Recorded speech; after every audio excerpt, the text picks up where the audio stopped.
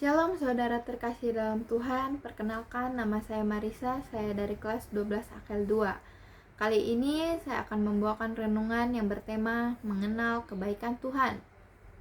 Sebelum kita memulai renungan pada kali ini, marilah kita berdoa terlebih dahulu. Bapa yang penuh kasih, terima kasih atas kesempatan untuk merenungkan firman-Mu. Bukalah hati dan pikiran kami agar dapat memahami dan menjalankan kebenaran-Mu.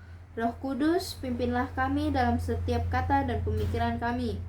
Dalam nama Tuhan Yesus Kristus, haleluya, amin.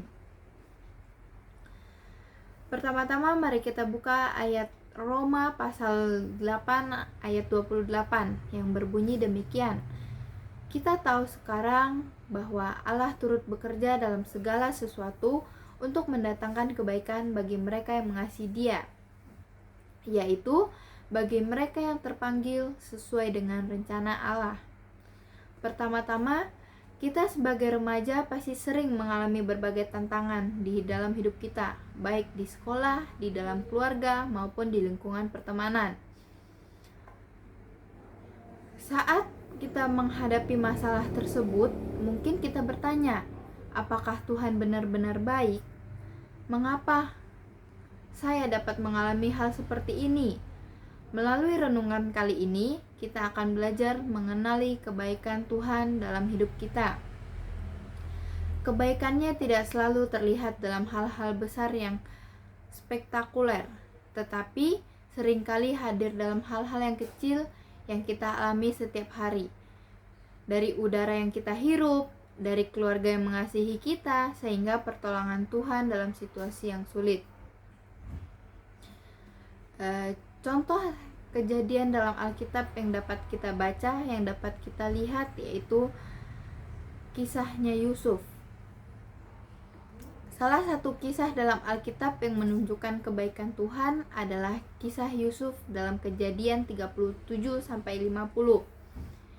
Yusuf adalah seorang anak yang sangat dikasihi oleh ayahnya, yaitu Yakub. Namun, saudara-saudaranya iri dan menjualnya sebagai budak ke Mesir. Di sana, Yusuf mengalami banyak kesulitan. Ia difitnah oleh istri Potifar dan akhirnya dipenjara.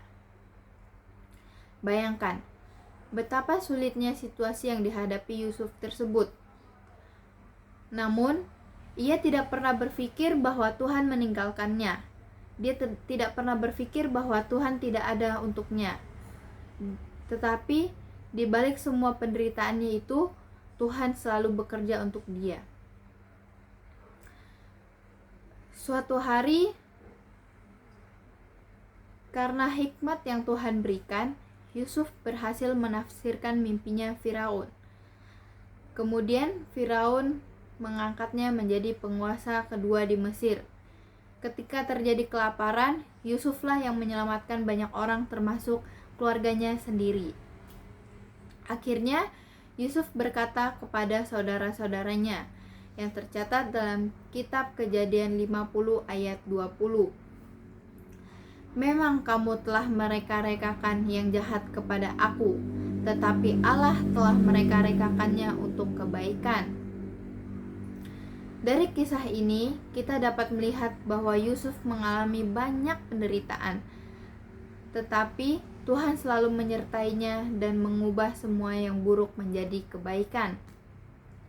Yang dapat kita simpulkan dari kejadian Yusuf ini adalah kisah Yusuf mengajarkan kita bahwa Tuhan selalu bekerja untuk mendatangkan kebaikan, meskipun kita tidak dapat langsung melihatnya.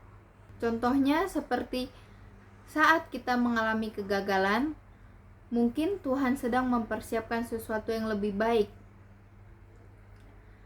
Dan saat kita mengalami masalah, Tuhan sedang membentuk karakter kita agar kita lebih kuat dan dewasa dalam iman.